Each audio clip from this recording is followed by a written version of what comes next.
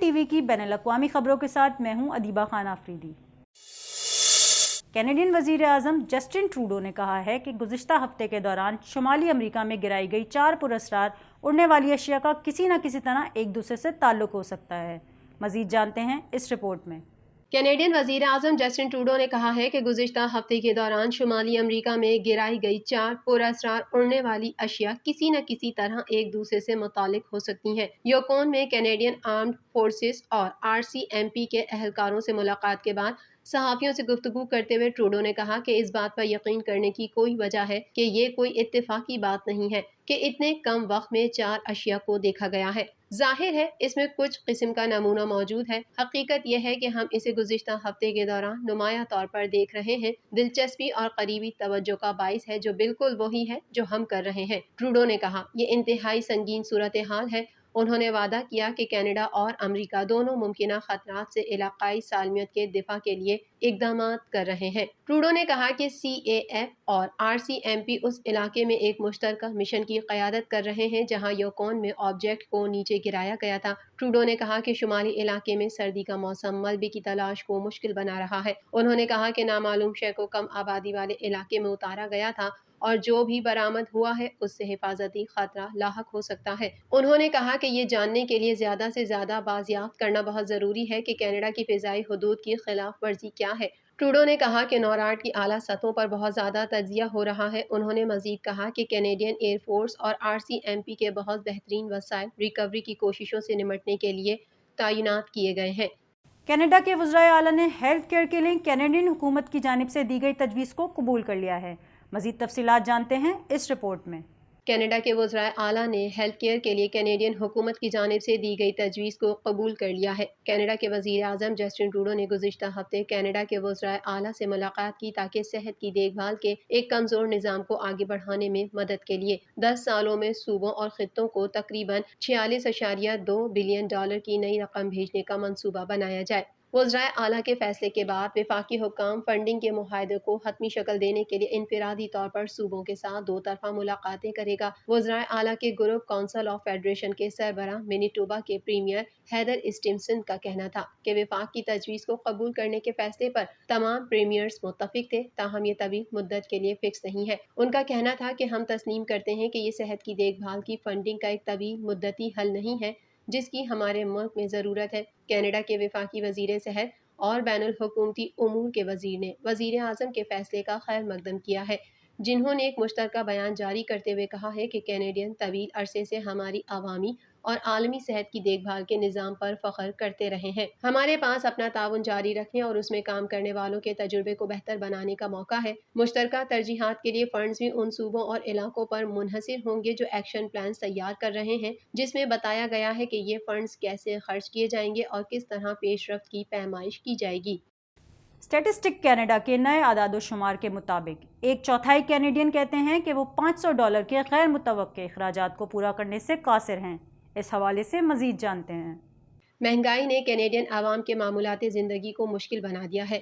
Statistics Canada کے نئے اعداد و شمار کے مطابق 1/4 کینیڈین کہتے ہیں کہ وہ $500 کے غیر متوقع اخراجات کو پورا کرنے سے قاصر ہوں گے۔ تقریباً نصف 44% نے یہ بھی کہا کہ وہ رہائش یا کرایہ برداشت کرنے کی اپنی اہلیت کے بارے میں بہت فکر مند ہیں۔ اسٹیٹسٹکس کینیڈا کے مطابق یہ خدشات خاص طور پر نوجوان کینیڈینز میں واضح تھے جو کہ رہائش یا کرائے کے خدشات یا گھر خریدنے میں ناکامی یا بڑھتے ہوئے اخراجات کی وجہ سے جہاں وہ رہنا چاہتے تھے وہاں رہنے کے امکان کی اطلاع دینے کا زیادہ امکان رکھتے تھے۔ اسٹیٹسٹکس کینیڈا نے پیر کو ایک رپورٹ جاری کی جس میں کینیڈا کے سماجی سروے، معیار زندگی اور زندگی کی لاگت کے نتائج کی تفصیل دی گئی۔ ایک قومی سروے جس نے اکتوبر کے وسط سے دسمبر 2022 کے اوائل تک ڈیٹا اکٹھا کیا۔ تمام جواب دہندگان میں سے 1/3 نے کہا کہ انہیں گزشتہ 12 مہینوں میں اپنی مالی ضروریات کو پورا کرنے میں مشکلات کا سامنا کرنا پڑا۔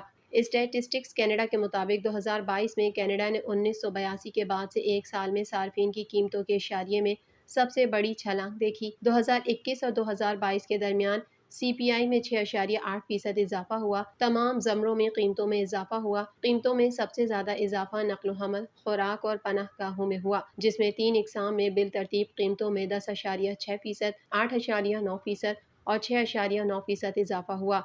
برٹش کولمبیا اور آنٹیریو کے شہری اس سے کہیں زیادہ فکر مند تھے۔ تقریباً نصف جواب دہندگان بالترتیب 46% اور 47% رپورٹنگ کرائے یا رہائش کے حصول سے بہت زیادہ فکر مند ہیں۔ ترکیہ اور شام میں قیامت خیز زلزلے سے متاثر ہزاروں افراد شدید سردی میں کھلے آسمان تلے زندگی گزارنے پر مجبور ہو گئے ہیں۔ زلزلے سے متاثرہ علاقوں میں کھانے پینے کی اشیاء کی قلت ہو گئی ہے۔ مزید تفصیلات کے لیے آئیے نظر ڈالتے ہیں اس رپورٹ پر۔ ترکیہ اور شام میں 6 فروری میں آنے والے 7.8 شدت کے زلزلے میں جاں بحق افراد کی تعداد 37,000 سے تجاوز کر گئی، جبکہ دونوں ملکوں میں زلزلے سے $84 ارب نقصان کا تخمینہ لگایا جا رہا ہے۔ متاثرہ علاقوں میں ریسکیو آپریشن تاحال جاری ہے۔ غیر ملکی میڈیا کے مطابق ترکیہ میں زلزلے سے 32,600 سے زائد جبکہ شام میں 4,600 سے زائد افراد جاں بحق ہو چکے ہیں۔ سینکڑوں منہدم عمارتوں کے ملبے تلے دبے افراد کو زندہ نکالنے کی امیدیں معدوم ہوتی جا رہی ہیں۔ ریسکیو حکام کا کہنا ہے کہ 1,50,000 سے زائد افراد کو محفوظ مقامات پر منتقل کر دیا گیا ہے۔ ترکیہ اور شام میں قیامت خیز زلزلے سے متاثر ہزاروں افراد شدید سردی میں کھلے آسمان تلے زندگی گزارنے پر مجبور ہو گئے۔ زلزلے سے متاثرہ علاقوں میں کھانے پینے کی اشیاء کی قلت ہو گئی ہے۔ ترکیہ کے نائب صدر نے بیان میں کہا کہ کلیس اور شانلی اور فاس صوبوں میں ریسکیو اور تلاش کا کام مکمل ہو گیا ہے، جبکہ دیار بکر، ادنا اور عثمانیہ کے علاقوں میں بھی بڑے پیمانے پر تلاش اور ریسکیو کی کارروائیاں مکمل ہو چکی ہیں۔ دونوں ممالک کے حکام نے اموات میں اضافے کا خدشہ ظاہر کیا ہے۔ دوسری جانب ملبے تلے دبے افراد کی زندگی کی امیدیں دم توڑنے لگی ہیں اور محکمہ صحت نے مزید اموات کا خدشہ ظاہر کیا ہے۔ ادھر اقوام متحدہ نے کہا کہ ترکیہ اور شام میں زلزلے کی تباہی کی تصویر اب تک غیر واضح ہے اور اموات کا درست تعین بھی تاحال نہ ہو سکا۔ اقوام متحدہ نے خدشہ ظاہر کیا ہے کہ ترکیہ اور شام میں زلزلے سے اموات کی تعداد دگنی ہو سکتی ہے۔ سیکریٹری جنرل اقوام متحدہ نے مطالبہ کیا ہے کہ سلامتی کونسل ترکیہ اور شام کے درمیان سرحد پار امدادی مراکز کھولنے کی اجازت دے۔ ترجمان وائٹ ہاؤس نے کہا ہے کہ ابھی تک یہ معلوم نہیں ہو سکا کہ حالیہ چند روز کے دوران گرائے گئے آبجیکٹ جاسوسی کر رہے تھے یا نہیں۔ مزید جانتے ہیں اس رپورٹ میں۔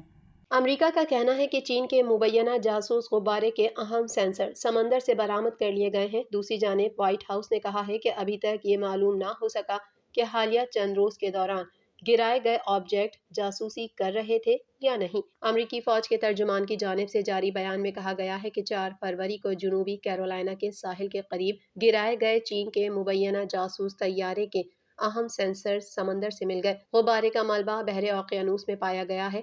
جائے وقوع سے ملنے والے ملبے میں سینسرز کے ساتھ الیکٹرانکس کے تمام ٹکڑوں اور ڈھانچے کا بڑا حصہ بھی شامل ہے۔ امریکی حکام کے مطابق امریکی فوج نے انتہائی بلندی پر پرواز کرنے والی جن دیگر 3 چیزوں کو مار گرایا اس کا خلائی مخلوق سے کوئی تعلق نہیں۔ میڈیا رپورٹ میں کہا گیا ہے کہ امریکی جنگی طیارے کے ذریعے گرائے گئے مبینہ چینی غبارے سے ملنے والے سینسرز ممکنہ طور پر خفیہ معلومات اکٹھی کرنے کے لیے استعمال ہوتے ہیں۔ وائٹ ہاؤس کے ترجمان نے اپنے بیان میں کہا کہ امریکہ جاسوسی کے پہلو کو رد نہیں کر سکتا۔ وائٹ ہاؤس کے ترجمان نے امریکہ میں خلائی یا اجنبی سرگرمی کے امکان کو رد کر دیا ہے۔ دوسری جانب چین نے جاسوسی کے امریکی الزامات کو مسترد کرتے ہوئے کہا ہے کہ غبارہ جاسوسی مقاصد کے لیے نہیں تھا۔